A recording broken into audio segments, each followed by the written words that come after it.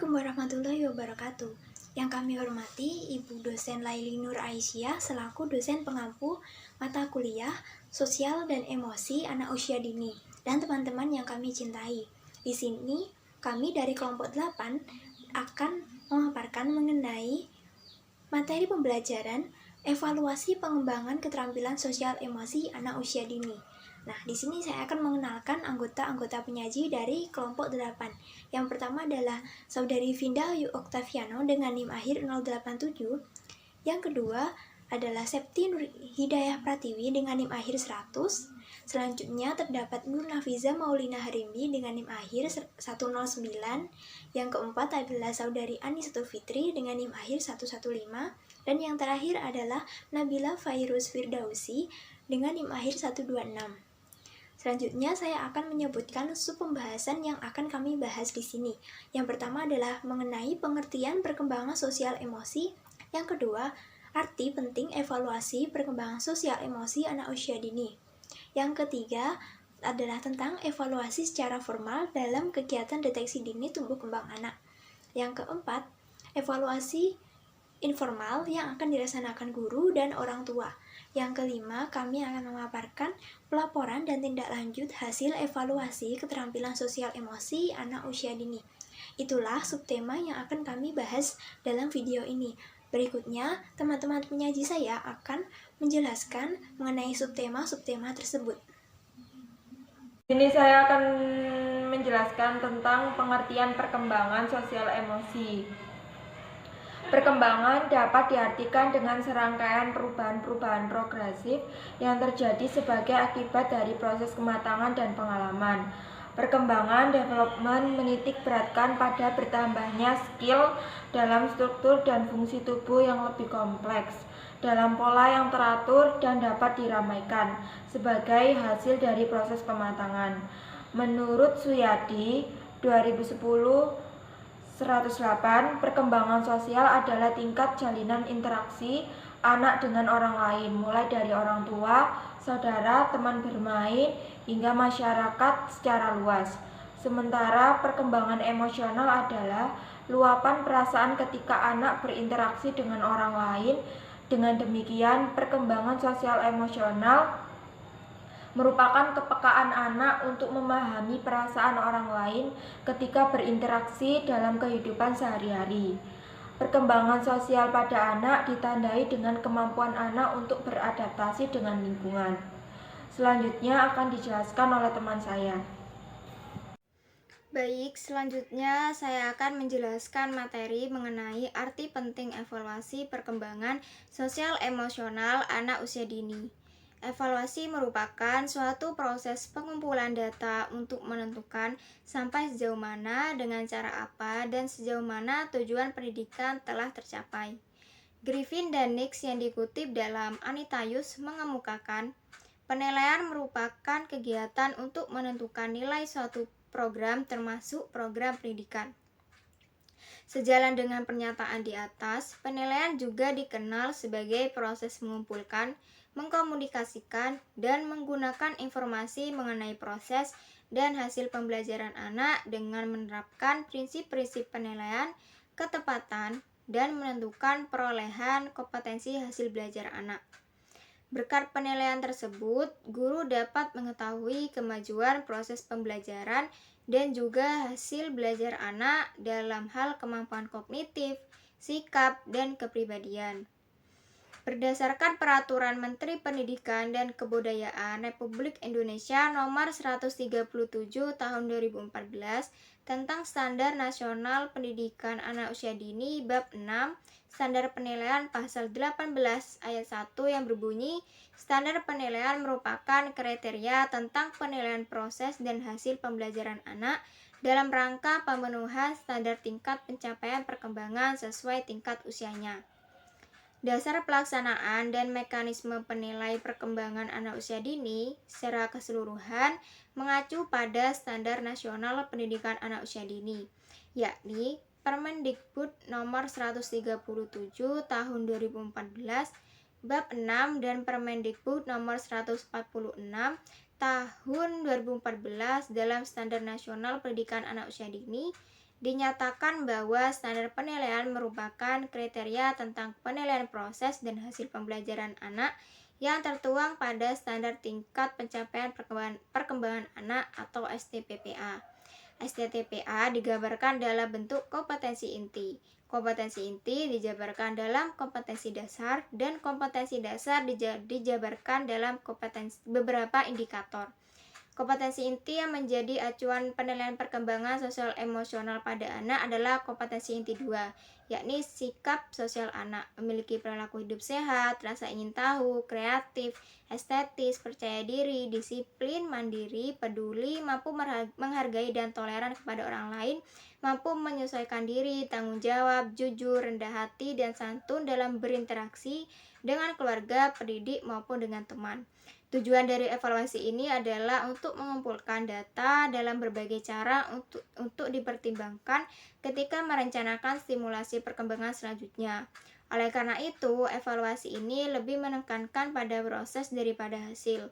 Pendapat guru didasarkan pada indikator perkembangan yang ditetapkan untuk semua aspek perkembangan anak untuk usia tertentu, baik menurut standar kurikulum yang ditetapkan oleh guru itu sendiri maupun standar perkembangan anak yang sesuai dengan tingkat usianya. Itu tadi penjelasan materi dari saya. Untuk materi yang selanjutnya akan dijelaskan oleh rekan saya. Terima kasih. Assalamualaikum warahmatullahi wabarakatuh. Perkenalkan saya Vinda Ayu Octaviano dengan NIM 2002105887. Nah, di sini saya akan menjelaskan tentang evaluasi secara formal. Nah, evaluasi secara formal itu apa? Nah, evaluasi secara formal yaitu suatu proses pengambilan data dan informasi sesuai dengan kebijakan yang sudah ada, di mana data-data dan informasi yang didapatkan itu harus valid. Karena apa? Karena evaluasi secara formal itu merupakan data dan informasi yang didapatkan karena hasil akuntansi sistem sosial, eksperimentasi sosial, pemeriksaan sosial, dan sintesis riset sosial. Nah, artinya data dan informasi dari evaluasi formal itu harus sesuai dengan kebijakan-kebijakan yang sudah ada. Nah, maka dari itu otomatis data dan informasinya itu harus valid, harus jelas. Hasil ini dari mana? Hasil ini kebijakan dari apa? Sama halnya dengan kita melakukan deteksi tumbuh kembang anak. Nah, dalam evaluasi deteksi tumbuh kembang anak merupakan evaluasi formal. Karena apa? Karena setiap hasil dan data informasi dari deteksi dini tumbuh kembang anak itu harus sesuai dengan kebijakan yang ada. Artinya, apabila anak ini mengalami pertumbuhan seperti ini, apakah dikatakan mereka mengalami gangguan ataukah sudah sesuai? Karena hasilnya itu merupakan hasil dari pemeriksaan sosial, eksperimentasi sosial, deteksi sistem sosial, dan sintesis riset praktek. Baik, setelah kita mengerti tentang pengertian evaluasi formal itu apa, selanjutnya kita akan membahas tentang macam-macam dari evaluasi formal. Nah, evaluasi formal ini ternyata ada dua. Yang pertama, dia bersifat sumatif. Yang kedua, dia bersifat formatif. Nah, evaluasi yang bersifat sumatif ini merupakan suatu evaluasi atau pengumpulan data dan informasi yang dilakukan dengan jangka waktu pendek untuk mencapai sebuah tujuan dan target yang sesuai dengan kebijakan. Nah, biasanya kalau evaluasi formal yang bersifat sumatif ini, jika kita mengalami sebuah gangguan yang bersifat lebih mudah atau tidak terlalu kompleks. Artinya evaluasi sumatif ini kita membutuhkannya waktu cukup pendek untuk mencapai target dan tujuan. Artinya dengan adanya evaluasi sumatif ini kita lebih membuat agar tujuan dan target kita itu lebih cepat nih tercapainya karena targetnya relatif pendek. Yang kedua yaitu evaluasi formatif. Nah, evaluasi formatif ini merupakan sebuah cara pengumpulan data dan informasi di mana dilakukan secara terus-menerus agar mencapai target dan tujuan sesuai dengan kebijakan. Nah, biasanya jika kita melakukan deteksi dini tumbuh kembang anak, apabila anak mengalami gangguan yang sulit atau gangguan tumbuh kembang yang rumit atau susah untuk mencapai target dan tujuan, maka diperlukan nih adanya evaluasi yang bersifat formatif agar tumbuh kembang mereka itu benar-benar terjaga, benar-benar terdeteksi, benar-benar terpantau agar tumbuh kembang anak itu mencapai target dan tujuan sesuai dengan kebijakan yang ada. Maka dari itu berbeda antara formatif dan sumatif. Formatif relatif panjang karena mereka melakukan evaluasi, pengumpulan data dan informasi secara terus-menerus, sedangkan yang bersifat sumatif ini relatif pendek. Artinya mereka melakukan pengumpulan data dan informasi untuk mencapai atau mendapatkan data dan informasi cepat, untuk memudahkan agar cepat dia melakukan penanganan apabila terjadi gangguan-gangguan terhadap tumbuh kembang anak itu. Baik, setelah kita mempelajari tentang evaluasi formal atau evaluasi secara formal dan macam-macamnya, selanjutnya kita akan membahas tentang evaluasi pembelajaran. Nah, evaluasi pembelajaran ini apa? Sebuah cara pengumpulan data dan informasi untuk memantau, untuk melihat apakah proses pembelajaran ini berjalan dengan baik. Nah, dengan adanya evaluasi pembelajaran ini diharapkan kita sebagai pendidik mampu mengetahui kendala apa, gangguan apa yang biasanya dialami saat proses pembelajaran. Nah, baik itu pada diri kita selaku pendidik ataupun pada diri anak didik kita. Nah, jika pada diri kita berarti kita perlu introspeksi diri, apakah metode pembelajaran yang kita buat itu sesuai dengan karakteristik anak didik ataukah tidak. Jika mengenai anak didik, yang perlu kita pantau itu gangguan apa yang biasanya dialami oleh anak didik sehingga mengganggu proses pembelajaran atau proses belajar mereka.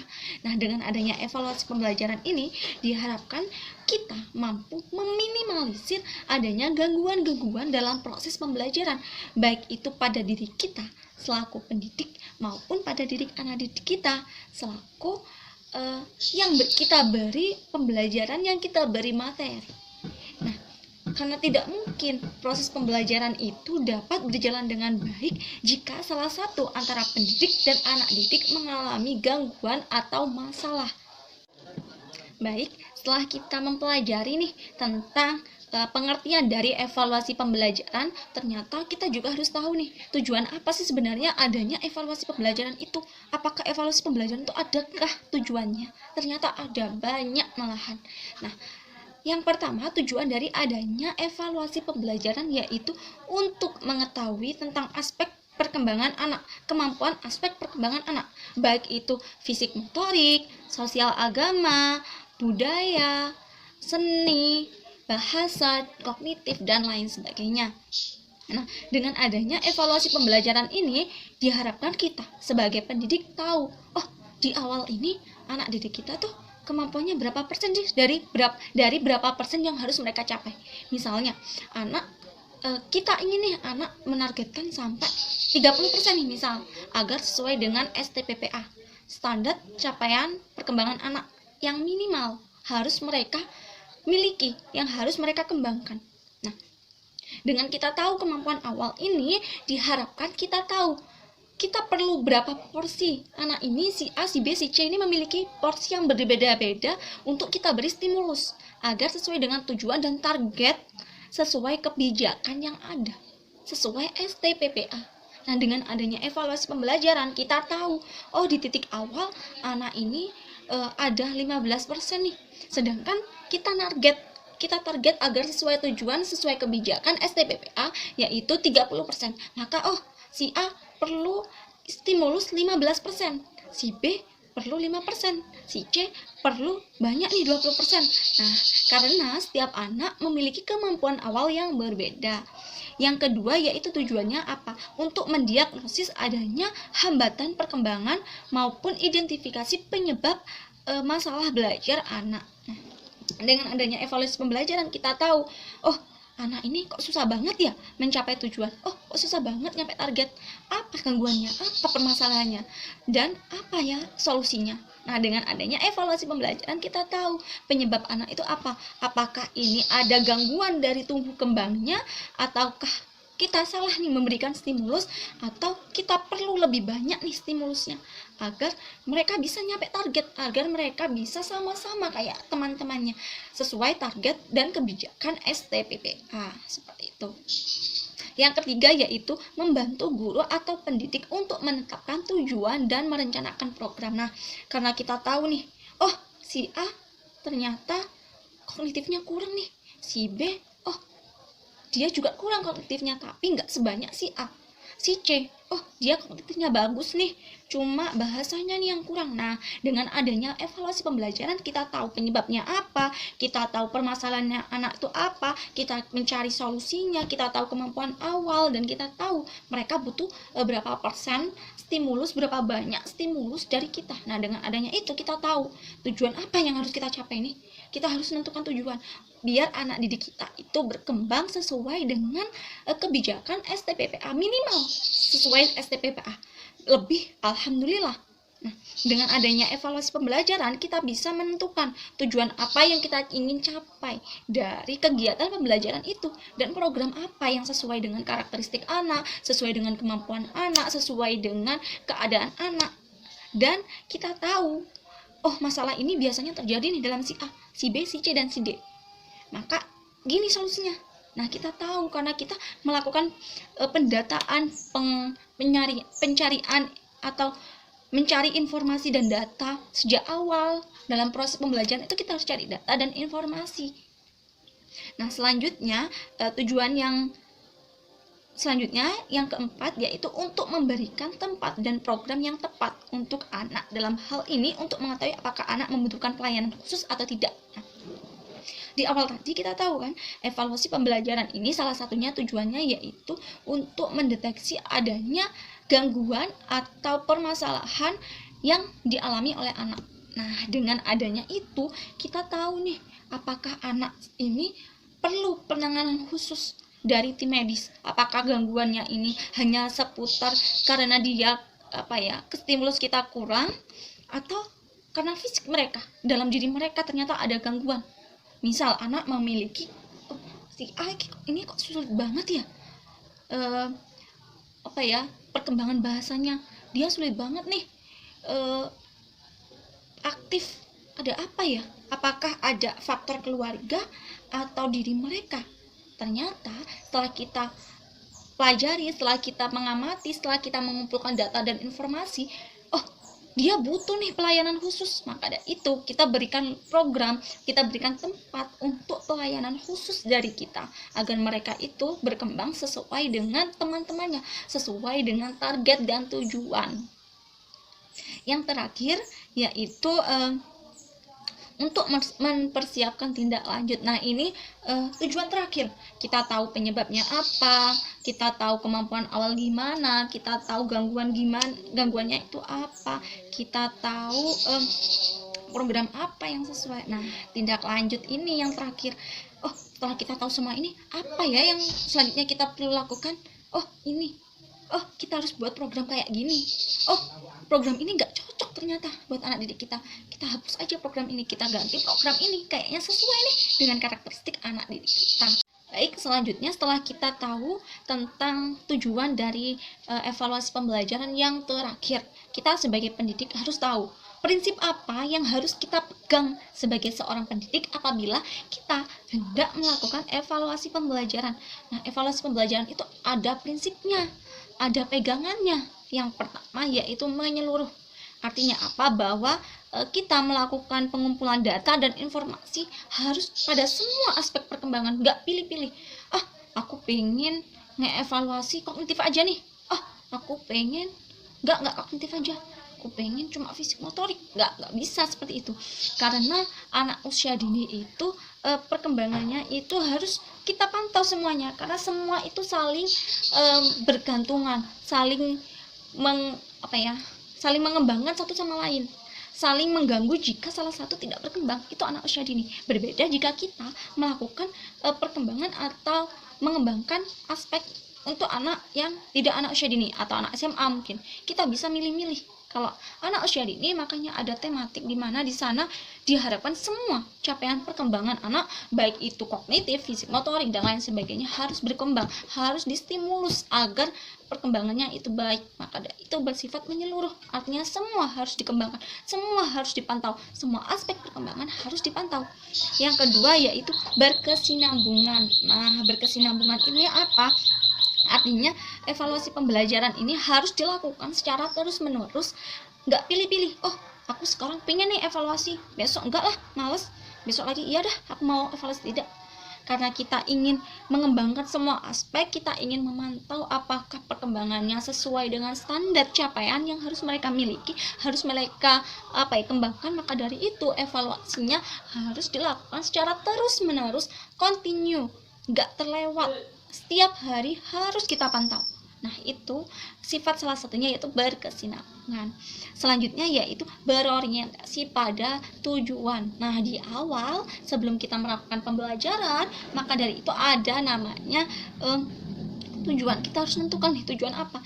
Apa ya tujuan dari kita melakukan evaluasi ini? Apa tujuan dari kita melakukan program ini, kegiatan ini?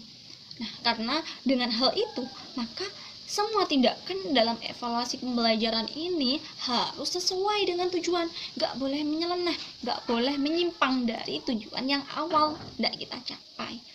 Selanjutnya yaitu objektif. Nah, ini paling sulit nih. Kita sebagai pendidik harus adil, harus objektif, nggak boleh subjektif. Oh, nggak suka nih sama si A, anak si A ini nakal, maka dari itu nggak aku evaluasi perkembangannya. Buat apa? Nggak boleh gitu. Kita sebagai pendidik harus objektif. Artinya jika si A kurang nih stimulus, kita kasih. Si B, oh cukup nih, kita butuhnya cuma sedikit nih buat mereka bisa sampai tujuan. Nah, nggak bisa pilih-pilih. Kita harus objektif. Saat kita mendeteksi, kita mengumpulkan data dan informasi sesuai dengan realita itu. Yang selanjutnya yaitu terbuka. Nah, artinya informasi, data, dan informasi yang kita miliki harus kita buka, atau kita nggak boleh umpetin, nggak boleh sembunyi-sembunyi, khususnya dari orang tua, tapi harus dipertanggungjawabkan. Kita data ini dari mana?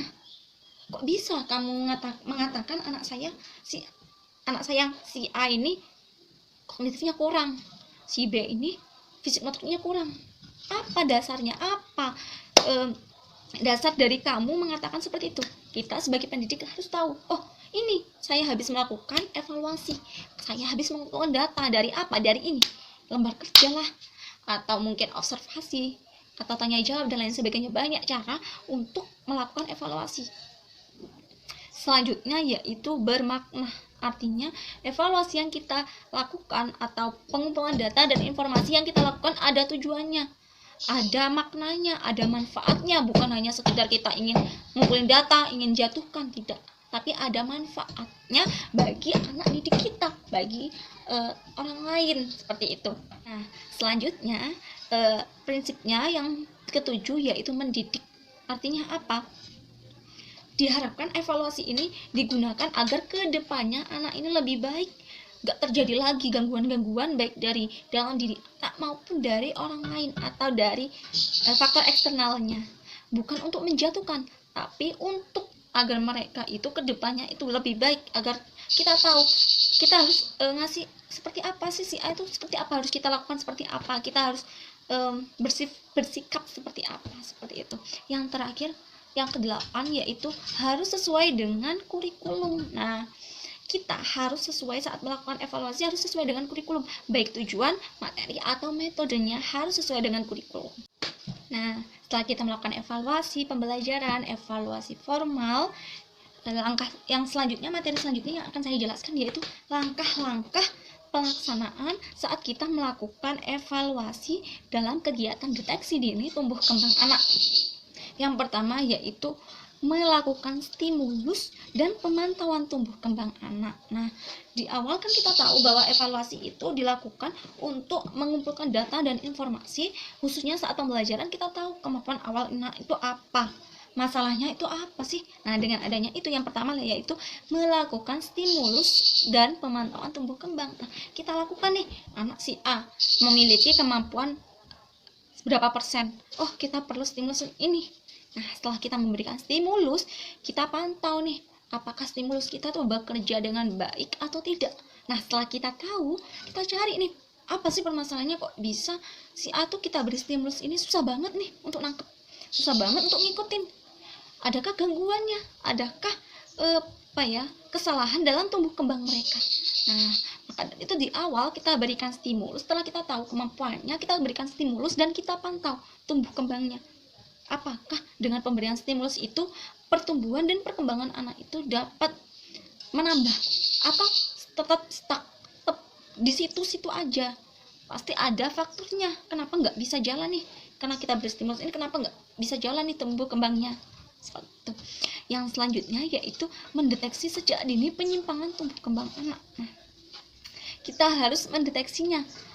Apa saja sih penyimpangan tumbuh kembang yang biasanya dia alami atau yang sedang dia alami, seperti itu.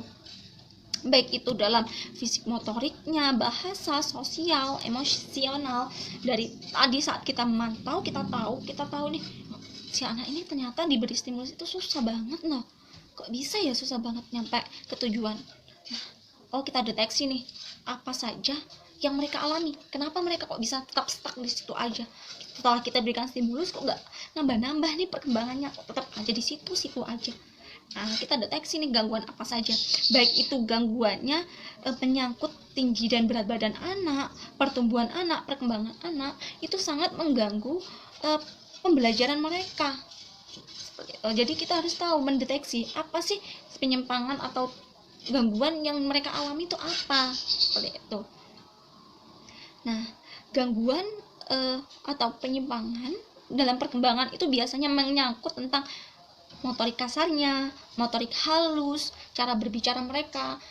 Ternyata anak sulit nih, kemampuan bahasanya gitu-gitu aja, nggak bisa berkembang. Oh, ternyata ada gangguan nih dalam perkembangannya, khususnya dalam kemampuan berbicara dan berbahasanya. Nah, karena kita tahu nih ternyata ada gangguan baik itu motorik kasar, motorik halus, bahasa, berbicara, sosial emosinya, pendengarannya, penglihatannya, dan lain sebagainya. Oh, kita harus tahu nih apa yang harus kita lakukan saat kita tahu ada penyimpangan ternyata dalam diri anak, dalam tumbuh kembang anak. Makanya jika salah satu aspek perkembangan ini mengalami gangguan, maka sangat mempengaruhi perkembangan yang lainnya. Misal, anak memiliki gangguan pendengaran, otomatis ini akan mengganggu kemampuan berbicara anak, kemampuan berbahasa anak, karena bersangkutan antara kemampuan pendengaran dan kemampuan berbicara. Anak sulit untuk menyampaikan apa yang mereka dengar jika pendengarannya tidak menangkap informasi dan data itu. Jadi kita harus selesaikan. Jangan menganggap penyimpangan ini tuh gini aja, nggak terlalu berpengaruh, karena pada dasarnya jika salah satu perkembangan ini mengalami gangguan, akan menyangkut atau akan mempengaruhi perkembangan anak yang lainnya. Maka dari itu kita harus tahu, kita harus mendeteksi sejak dini tentang tumbuh kembang anak, sehingga kenapa kok bisa mengganggu kemampuan perkembangan anak mencapai tujuan, mencapai target sesuai dengan kebijakan STPPA atau capaian standar minimal yang harus mereka capai saat perkembangan. Selanjutnya yang terakhir yaitu setelah kita tahu nih, kan setelah kita mendeteksi sejak dini gangguan yang mereka alami, otomatis kita tahu langkah apa yang harus kita kita lakukan. Misal anak memiliki gangguan dalam kemampuan motor kasar. Contohnya duduk, dia susah untuk duduk berdiri. Maka dari itu kita bantu. Misal dia belum membutuhkan penanganan khusus, pelayanan khusus dari tim medis, ternyata masih bisa kita lakukan. Kita berikan stimulus yang lebih dari yang lain. Nah, jika ternyata permasalahannya itu dari aspek pendengarannya sehingga dia sulit untuk mengembangkan kemampuan berbahasa, maka dari itu yang kita lakukan yaitu mengobati pendengaran mereka. Bisa dengan alat bantu pendengaran atau yang lain. Jika masih belum parah, kita tanyakan ke dalam tim medis langkah apa yang harus kita lakukan, karena itu butuh pelayanan khusus dari tim medis. Nah, Langkah selanjutnya yaitu apa? Tindak lanjut. Nah, kita tahu, oh, anak ini ternyata setelah kita berikan stimulus di awal tadi, langkah awal berikan stimulus, mengamati dan mendeteksi. Habis kita tahu memberikan stimulus, kita tahu kemampuan awal gini. Oh, anak ini susah berbicara, susah berbahasanya. Kita berikan stimulus nih. Set. Kita amati. Stimulus yang kita berikan itu ada progres atau tetap stuck di situ, nggak ada pergerakan. Nah, ternyata nggak ada pergerakan. Kenapa ya? Kok nggak ada pergerakan? Evaluasi lagi. Kita cari tahu lagi. Kenapa kok bisa stuck di situ? Kita cari faktor penyebabnya. Oh, ternyata kenapa mereka kok sulit berbicara? Pendengarannya ternyata terganggu. Oh, setelah itu kita setelah mendeteksi dini, kita tahu gangguan apa saja yang dia alami. Nah, kita tindak lanjut apa yang harus kita ambil saat kita sudah tahu penyebabnya ini, gangguannya ini apa? Oh, ternyata si anak ini perlu nih pelayanan khusus dari tim medis. Seperti itu. Evaluasi informal. Kata informal adalah tidak resmi atau tidak sesuai dengan aturan dan ketentuan yang ada. Evaluasi informal bisa dilakukan oleh guru di mana saja, baik di sekolah ataupun di rumah dengan bantuan orang tua. Kegiatan evaluasi informal yang dapat dilakukan oleh guru di sekolah semisal seperti penilaian karakteristik siswa saat kegiatan belajar sedang berlangsung. Penilaian tersebut merupakan asumsi dari guru atau si pengamat.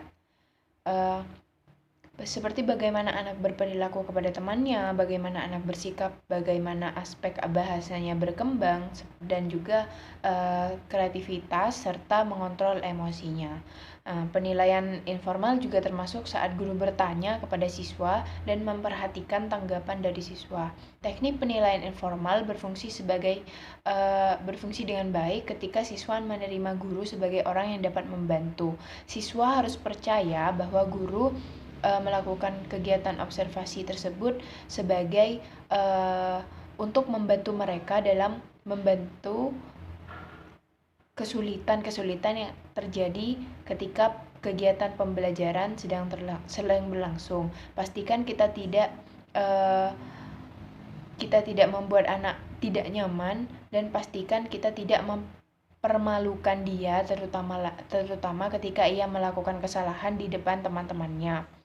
Ketika apabila diperlukan sebuah teguran, tegur dia secara privasi dan ketika berdua saja, dan tidak ada yang melihat sehingga anak tidak merasa dipermalukan di depan teman-temannya.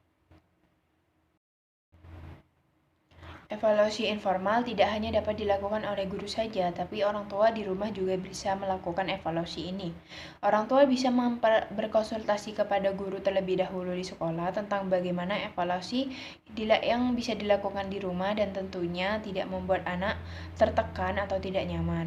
Keterlibatan orang tua selama di rumah sangat dibutuhkan untuk perkembangan mental dan fisik anak secara berkelanjutan. Evaluasi informal yang bisa dilakukan di rumah seperti memancing anak untuk bercerita hal-hal yang dia dapat di sekolah, mengamati kebiasaan yang ia lakukan sejak mulai masuk sekolah, serta memahami apa saja pengetahuan yang anak miliki. Orang tua juga sangat disarankan untuk mengamati pertumbuhan fisik anak. Bisa dilakukan dengan cara mengukur tinggi badan, berat tubuh, dan lingkar kepala. Nah, tujuan evaluasi informal ini dimaksudkan untuk mengetahui perkembangan belajar anak, mengamati kebiasaan belajar anak baik di rumah dan di sekolah, serta mengamati hal-hal apa saja yang bisa anak lakukan. Assalamualaikum warahmatullahi wabarakatuh. Perkenalkan, nama saya Ainisatu Fitri dengan NIM 2002-1020-5115. Di sini saya akan menjelaskan mengenai pelaporan dan tindak lanjut hasil asesmen keterampilan sosial emosi anak usia dini. Nah, sebelumnya kita harus mengetahui terlebih dahulu apa itu asesmen. Asesmen adalah sebuah proses observasi atau pengamatan, dokumentasi, serta pencatatan segala kegiatan ataupun hasil karya siswa selama pelaksanaan kegiatan berlangsung. Menurut Primanisa dan JF tahun 2020.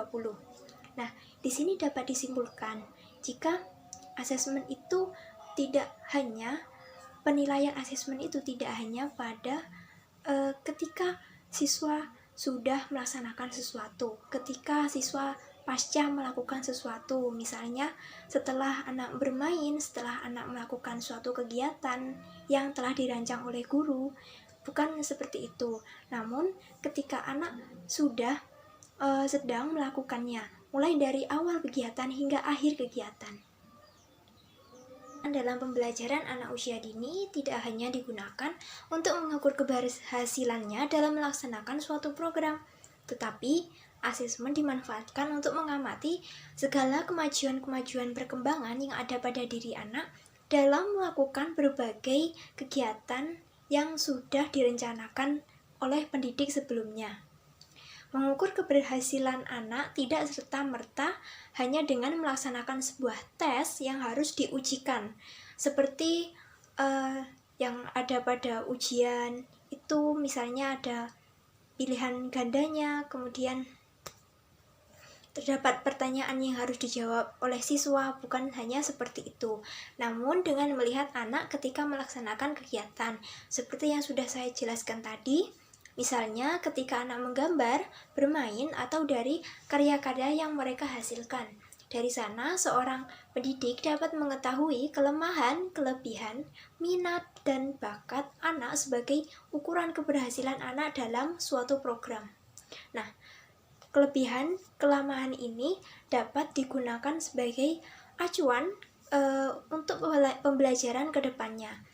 Ketika menemukan kelebihan pada suatu program pembelajaran dari yang telah direncanakan, maka itu dapat ditingkatkan kembali.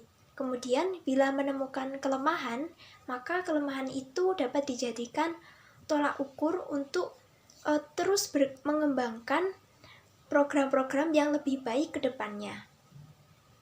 Saya akan memberikan salah satu contoh pelaporan dan tindak lanjut hasil asesmen evaluasi di PAUD Azhara Islamic Preschool, Cicalengka, Kabupaten Bandung. Yang penelitian ini diteliti oleh Siti Rosmayanti dan kawan-kawan.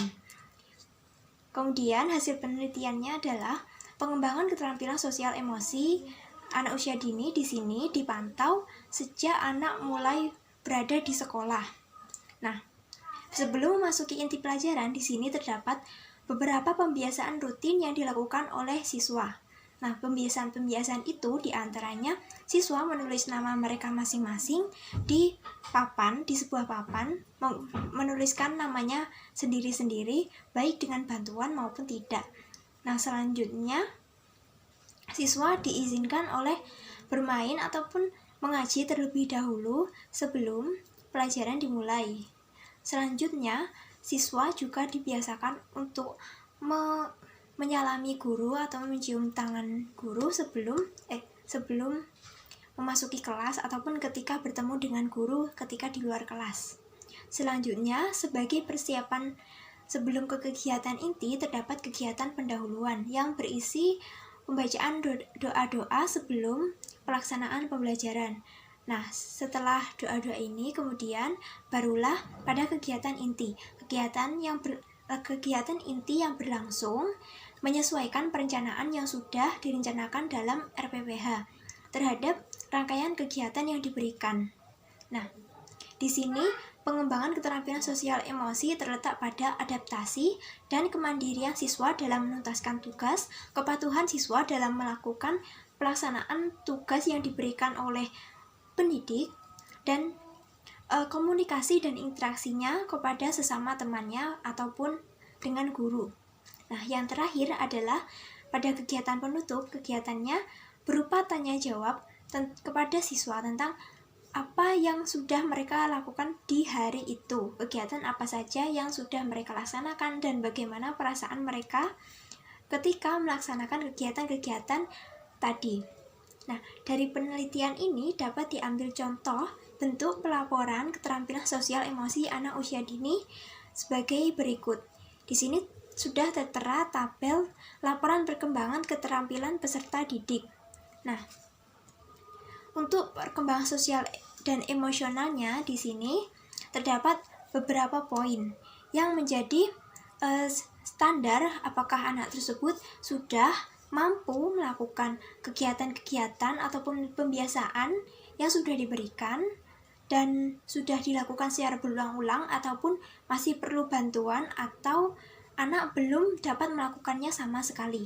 Nah, di sini untuk perkembangan sosial emosional terdapat pada poin 1, contohnya misalnya pada salah satu anak sudah mampu dan terbiasa mencium tangan atau berjabat tangan ketika baru tiba di sekolah saat bertemu guru. Yang kedua, anak sudah terbiasa menuliskan namanya sendiri tanpa bantuan guru, sebab ia sudah melakukannya berulang-ulang. Kemudian yang poin ketiga, anak mampu bermain dan berbaur dengan teman-temannya yang lain tanpa ada masalah, ataupun jika ada masalah itu cepat terselesaikan, tidak terlalu berlarut-larut. Kemudian yang poin keempat, anak mampu mengikuti pembacaan doa sebelum pelajaran dimulai. Nah, terkadang anak mengganggu temannya yang lain sehingga membutuhkan bimbingan dan arahan guru. Yang poin selanjutnya, anak sudah bisa patuh terhadap perintah kegiatan yang diminta pendidik. Yang selanjutnya, anak masih membutuhkan bantuan-bantuan pendidik dikala ia kesulitan mengerjakan suatu kegiatan. Dan yang terakhir, anak telah mampu menjawab dan menceritakan kembali hal-hal yang telah ia lakukan, kegiatan yang telah ia lakukan, dan perasaan yang ia rasakan ketika melaksanakan aktivitas pada hari itu. Kemudian, laporan ini akan diserahkan kepada orang tua, biasanya dalam bentuk rapor siswa, dan dari laporan inilah sebagai bahan penindaklanjutan dan evaluasi. Laporan hasil penilaian ini digunakan pendidik untuk acuan sebagai peningkatan kompetensi pendidik ke depannya. Pendidik dari sini dapat melihat perkembangan anak ataupun perubahan-perubahan anak dari sebelum pelaksanaan kegiatan hingga sudah melaksanakan kegiatan. Apakah kegiatan ini dinilai tujuannya sudah tercapai pada diri anak, apakah tidak? Apakah terdapat kekurangan-kekurangan yang ada pada kegiatan pembelajaran tersebut, apakah tidak ataukah tidak? Nah, di sini guru dapat mengevaluasi dirinya, apakah metode belajar bermainnya itu masih ada yang kurang, ataupun media pembelajarannya ada yang tidak lengkap, dan lain-lain. Nah, bila terdapat kekurangan, guru sebaiknya memiliki motivasi untuk memperbaikinya dengan lebih baik lagi.